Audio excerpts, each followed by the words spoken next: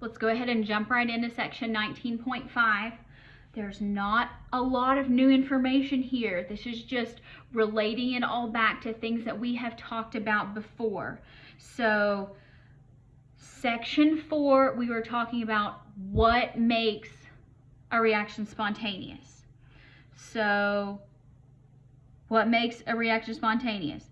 When delta G is negative, when E0 of the cell is positive, or when K, this is the equilibrium constant K, is greater than 1. That's spontaneous. So what is not spontaneous? Well, that would be the opposite. When delta G is positive, when E cell is negative, or when K is less than 1. Turn the page. So guess what? Because E cell is a predictor of spontaneity, just like equilibrium and delta G, they're all related. So somebody figured out what the relationship actually is. And so the relationship is delta G equals, write this equation, negative N capital F E0 cell. Because remember, if you have a positive E cell, you need negative delta G to be spontaneous. So here, N refers to the number of moles of electrons that are transferred in the balanced chemical equation. So that would be the redox equation. F is Faraday's constant. I can't remember his first name, but anyway, he got a Nobel Prize, and he was a really brilliant person. And Faraday's constant is, this will always be given to you, 96,485 coulombs per mole of electrons. So the capital C in this case is coulombs, not Celsius. And you know it's not Celsius because Celsius would be degrees Celsius. So just a plain C, this is a capital C. That means coulombs, that's a unit of charge. So a mole of electrons has this many coulombs. So let's use our standard electrode potentials and let's calculate delta G for this reaction. All right. Now, so let's figure out, according to this reaction, the oxidation, so this is 0, this is -1, this is -1, this is 0. So we go oxidation is loss, reduction is gain. So to go from 0 to -1, we have gained, so that's going to be I2 to 2I minus. And oxidation would be 2Br minus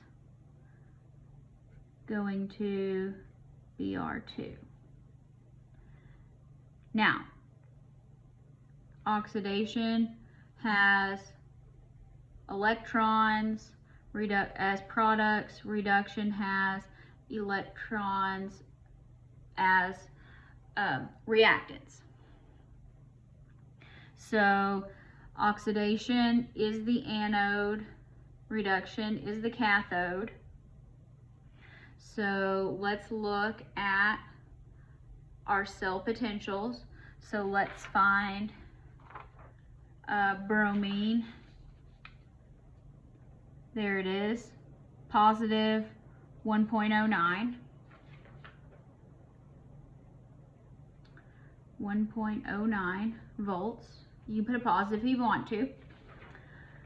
Let's find iodine. There it is, 0.54. Positive 0.54.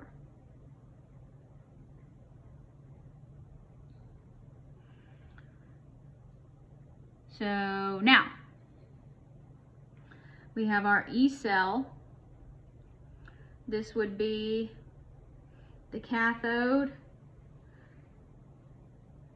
So 0.54 minus the anode, 1.09. And that gives us a negative 0.55 volts.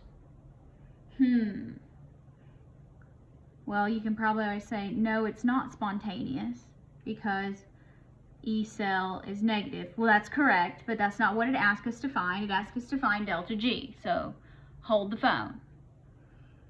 You only got half of it right so far. So now we know that delta G equals negative NF Ecell. So negative, how many electrons are transferred? This is a balanced equation, so this coefficient of 2 means 2 moles, negative, and then you have 2 moles of electrons. Again, y'all know how I like my unit conversion. F, Faraday's constant, 96,485 coulombs per mole of electrons. And then Ecell, let me, for the purposes of units, backtrack a little bit, because a volt, this is another reason I don't like physics. A volt is a derived unit, and you can break it down into work per unit charge. So a joule per coulomb is the same thing as a volt. That's why this works. So, not saying I like it, but another reason to not like physics for me. So here we have negative 0.55 joules per coulomb, because remember we want delta G to be in joules. So let me grab our calculator.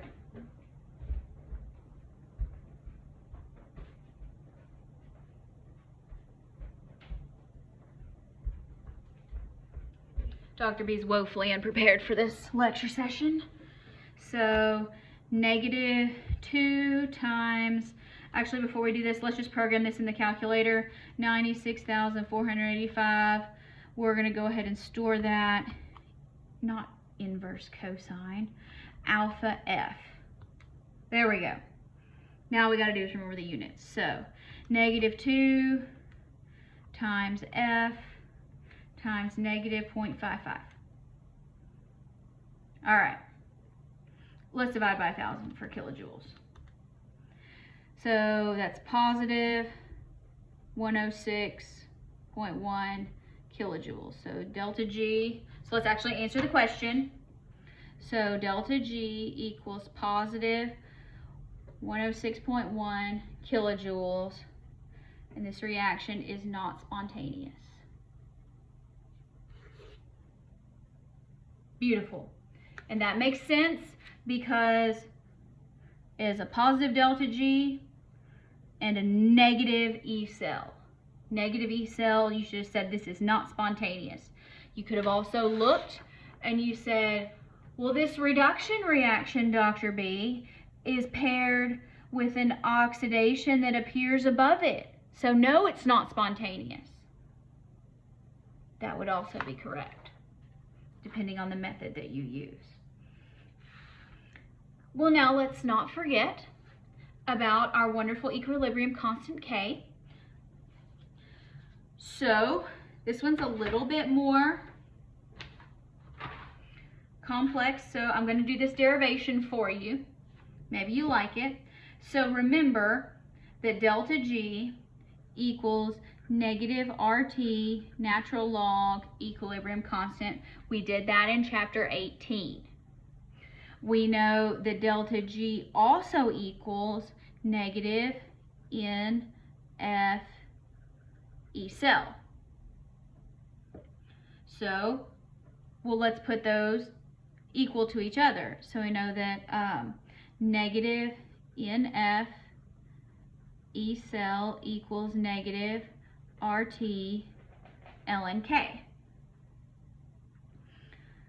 So Ecell equals, the negatives are going to go away, RT ln K divided by NF.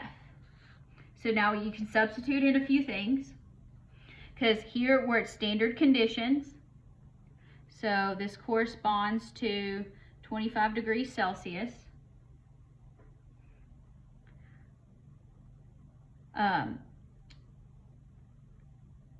R, we're using our gas constant in joules here. Temperature at standard conditions, 298 or 298.15 ln K. So, well, let's convert the ln to a log, because somebody thought that would be a great idea. I don't really care about that, but that's what they said do. So this is a constant, this is a constant, this is a constant. So what they actually came up with is Ecell is 0.0592 volts over moles of electrons times the log of the equilibrium constant. And here V equals volts. Because this doesn't have units. This is just going to be, N is just going to be a number. So that's going to give you a unit in volts. So you can also use this to go the other direction, which is what this is going to have us do. To use our standard electrode potentials, and we want to calculate K. And here we only need this. No, we don't. We need both of them. For the oxidation of copper at, remember this is going to be standard conditions. Standard conditions. So what should we do first? Copper is going from 0 to +2, so it's going to be oxidation. So that's Cu going to Cu plus 2. That's going to be at the anode. Reduction, this is the She, so that makes things easy. Okay, so that's reduction. That's going to be the cathode. So the She's 0, so that makes things easy. Now, copper to copper plus 2. That's copper to copper plus 1. Or copper plus 2. So we need copper to solid. Where is it? Is it up here?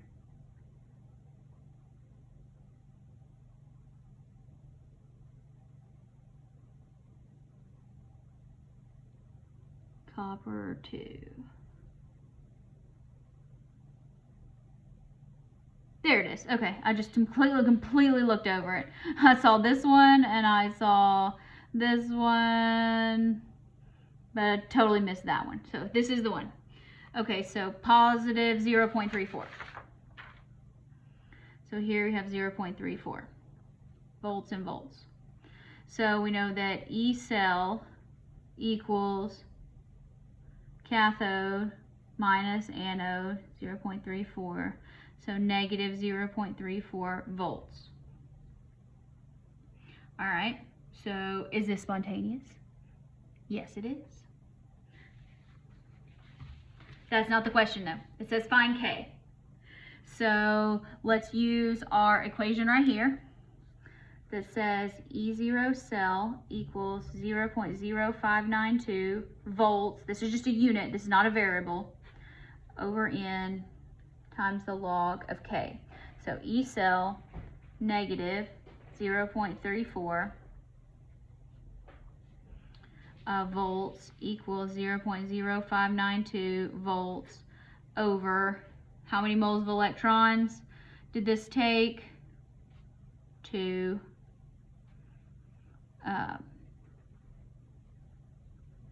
If you're not sure, look on the reduction. So 2 Volts are going to go away. Log K.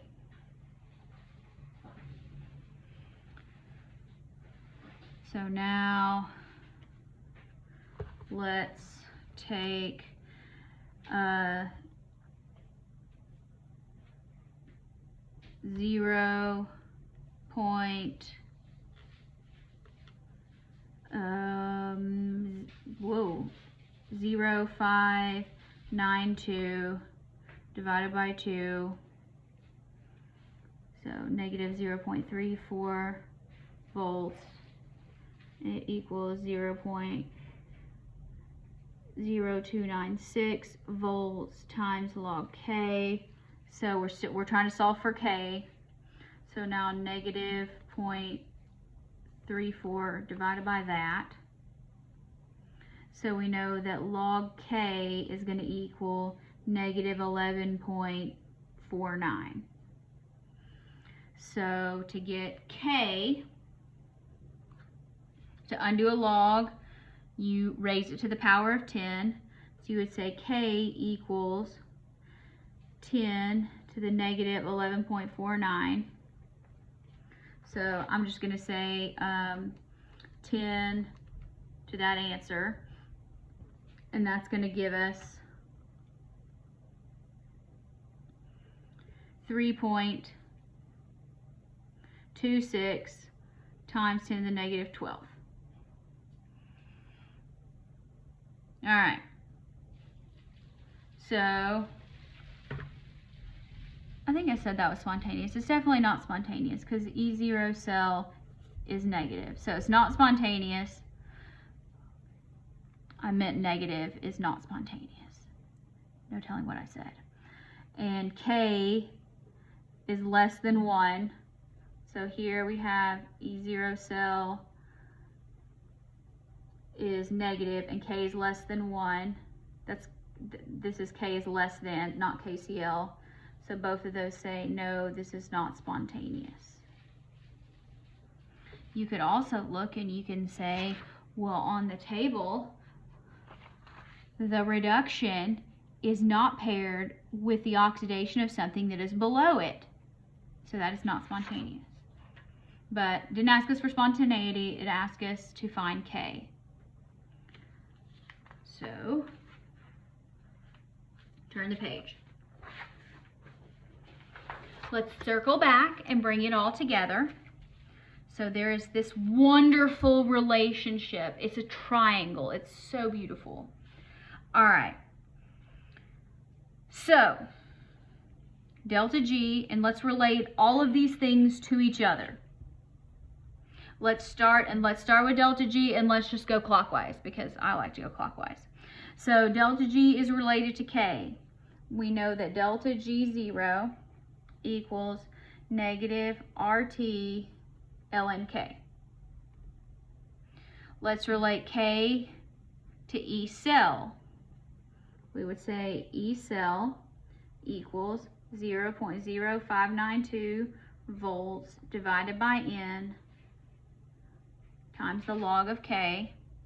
If you want to do it with natural log, you'd have to figure it out yourself. So just accept this, it'll be given to you on any reasonable